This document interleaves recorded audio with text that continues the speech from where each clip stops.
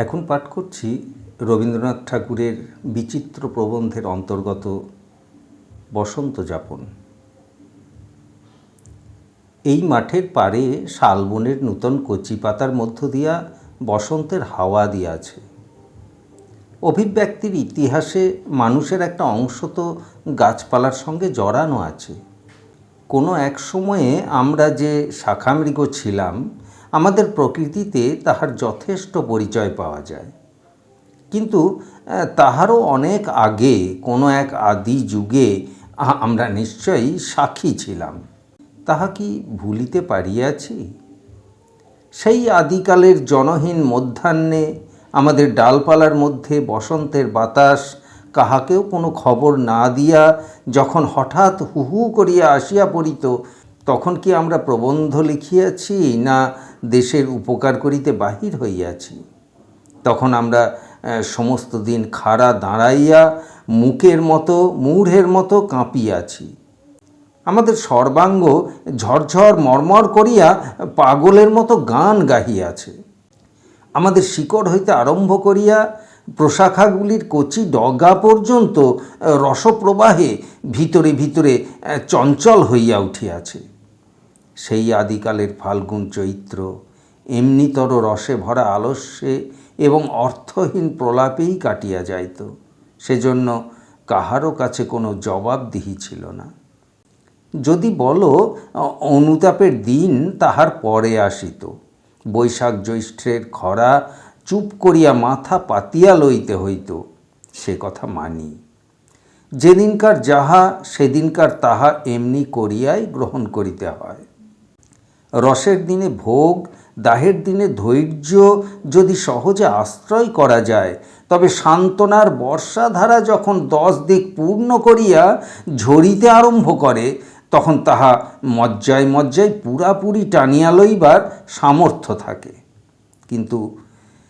কিন্তু এসব কথা বলিবার অভিপ্রায় আমার ছিল না। লোকে সন্দেহ করিতে পারে রূপক আশ্রয় করিয়া আমি উপদেশ দিতে বসিয়াছি। সন্দেহ একেবারে অমূলক বলা যায় না। অভ্যাস খারাপ হইয়া গেছে। আমি এই বলিতেছিলাম যে অভিব্যক্তির শেষ কোঠায় আসিয়া পড়াতে মানুষের মধ্যে অনেক ভাগ ঘটিয়াছে। জড়ভাগ, উদ্ভিদ ভাগ, পশু ভাগ, বর্বর ভাগ, সভ্য ভাগ, দেব ভাগ ইত্যাদি। এই ভিন্ন ভিন্ন ভাগের এক একটা বিশেষ জন্ম ঋতু আছে। কোন ঋতুতে কোন ভাগ পড়ে তাহা নির্ণয় করিবার ভার আমি লইব না। একটা সিদ্ধান্তকে শেষ পর্যন্ত মিলাইয়া দিব পণ করিলে বিস্তর মিথ্যা বলিতে হয়। বলিতে রাজি আছি, কিন্তু এত পরিশ্রম আজ পারিব না।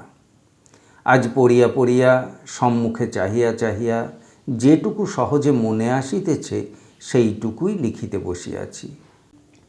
দীর্ঘ শীতের পর আজ মধ্যাহ্নে প্রান্তরের মধ্যে নববসন্ত নিঃশ্বসিত হইয়া উঠিতেই নিজের মধ্যে মনুষ্য জীবনের ভারী একটা অসামঞ্জস্য অনুভব করিতেছি। বিপুলের সহিত সমগ্রের সহিত তাহার সুর মিলিতেছে না। শীতকালে আমার উপরে পৃথিবীর যে সমস্ত তাগিদ ছিল, আজও ঠিক সেই সব তাগিদই চলিতেছে। ঋতু বিচিত্র, কিন্তু কাজ সেই একই। মনটাকে ঋতু পরিবর্তনের উপরে জয়ী করিয়া তাহাকে অসার করিয়া যেন মস্ত একটা কি বাহাদুরি আছে। মন মস্ত লোক, সে কি না পারে। সে দক্ষিণে হাওয়াকেও সম্পূর্ণ অগ্রাহ্য করিয়া হনন করিয়া বড় বাজারে ছুটিয়া চলিয়া যাইতে পারে। স্বীকার করিলাম, কিন্তু তাই বলিয়াই কি সেটা তাহাকে করিতেই হইবে? তাহাতে দক্ষিণে বাতাস বাসায় গিয়া মরিয়া থাকিবে না, কিন্তু ক্ষতিটা কাহার হইবে? এই তো অল্পদিন হইল আমাদের আমলকি মৌল ও শালের ডাল হইতে খসখস করিয়া কেবলই পাতা খসিয়া পড়িতেছিল। ফাল্গুন দুরাগত পথিকের মতো যেমনি দ্বারের কাছে আসিয়া একটা হাঁপ ছাড়িয়া বসিয়াছে মাত্র, অমনি আমাদের বনশ্রেণী পাতা খসানোর কাজ বন্ধ করিয়া দিয়া একেবারে রাতারাতি কিশলয় গজাইতে শুরু করিয়া দিয়াছে। আমরা মানুষ, আমাদের সেটি হইবার জো নাই। বাহিরে চারিদিকেই যখন হাওয়া বদল, পাতা বদল, রং বদল, আমরা তখনও গরুর গাড়ির বাহনটার মতো পশ্চাতে পুরাতনের ভারাক্রান্ত জের সমানভাবে টানিয়া লইয়া এক টানা রাস্তায় ধুলা উড়াইয়া চলিয়াছি।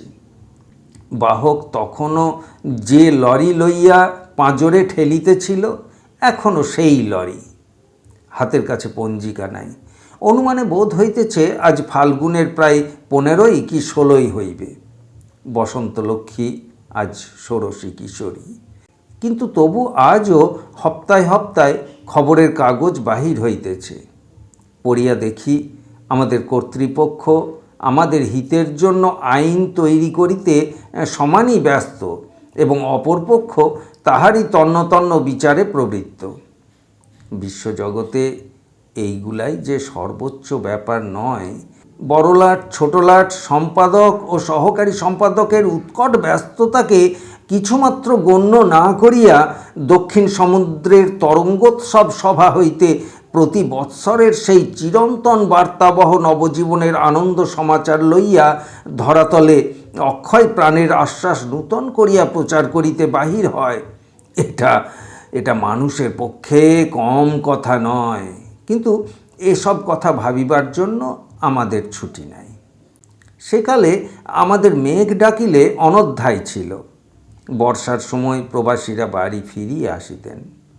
বাদলার দিনে যে পড়া যায় না বা বর্ষার সময় বিদেশে কাজ করা অসম্ভব, এ কথা বলিতে পারি না। মানুষ স্বাধীন, স্বতন্ত্র। মানুষ জড় প্রকৃতির আঁচল ধরা নয়। কিন্তু জোর আছে বলিয়াই বিপুল প্রকৃতির সঙ্গে ক্রমাগত বিদ্রোহ করিয়াই চলিতে হইবে, এমন কি কথা আছে? বিশ্বের সহিত মানুষ নিজের কুটুম্বিতা স্বীকার করিলে, আকাশে নবনীলাঞ্জন মেঘোদয়ের খাতিরে পড়া বন্ধ ও কাজ বন্ধ করিলে, দক্ষিণে হাওয়ার প্রতি একটুখানি শ্রদ্ধা রক্ষা করিয়া আইনের সমালোচনা বন্ধ রাখিলে, মানুষ জগৎ চরাচরের মধ্যে একটা বেসুরের মতো বাজিতে থাকে না। পাঁজিতে তিথি বিশেষে বেগুন, শিম, কুষ্মাণ্ড নিষিদ্ধ আছে।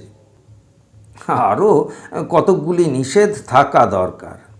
কোন ঋতুতে খবরের কাগজ পড়া অবৈধ, কোন ঋতুতে আপিস কামাই না করা মহাপাতক, অরসিকের নিজ বুদ্ধির উপর তাহা নির্ণয় করিবার ভার না দিয়া শাস্ত্রকারদের তাহা একেবারে বাঁধিয়া দেওয়া উচিত। বসন্তের দিনে যে বিরহিণীর প্রাণ হাহা করে, এ কথা আমরা প্রাচীন কাব্যেই পড়িয়াছি।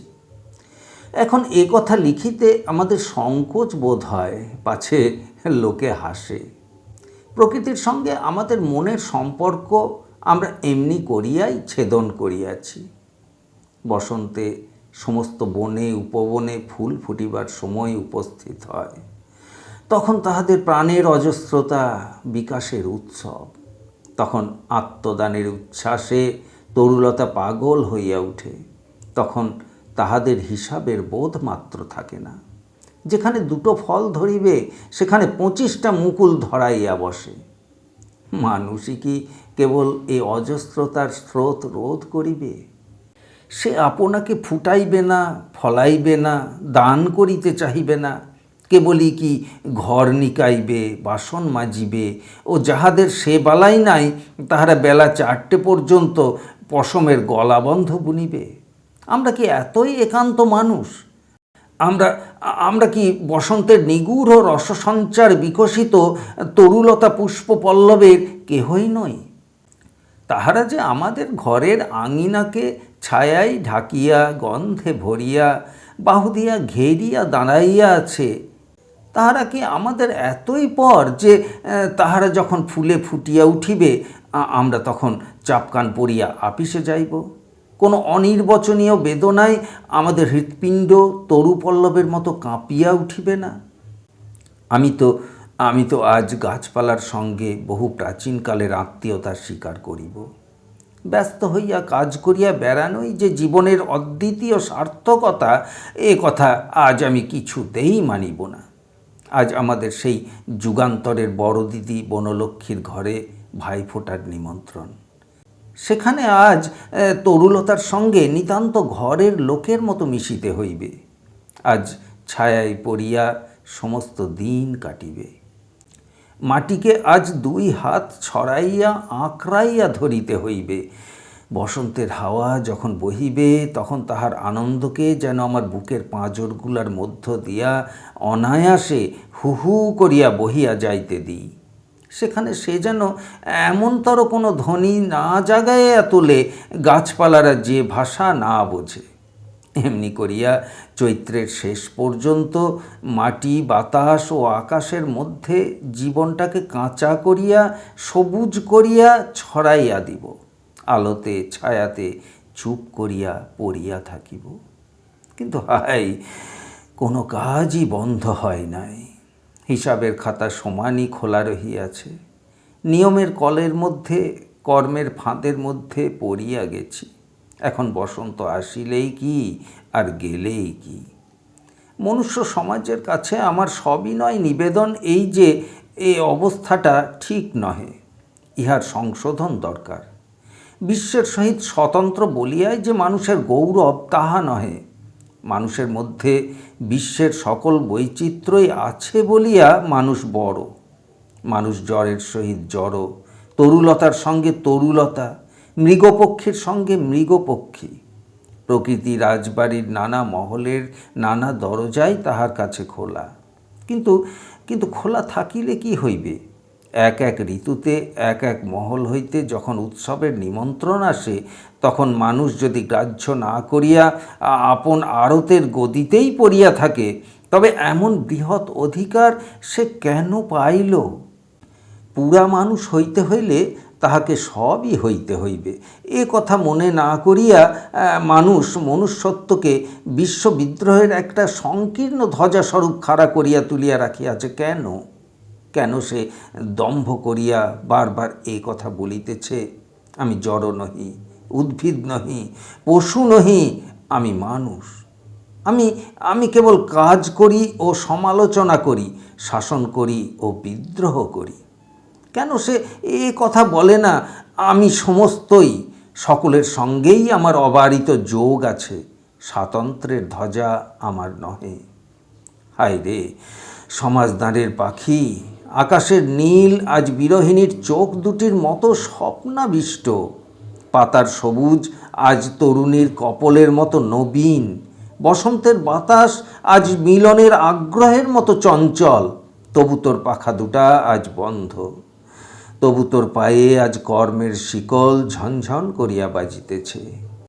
এই কি মানব জন্ম? চৈত্র 1309।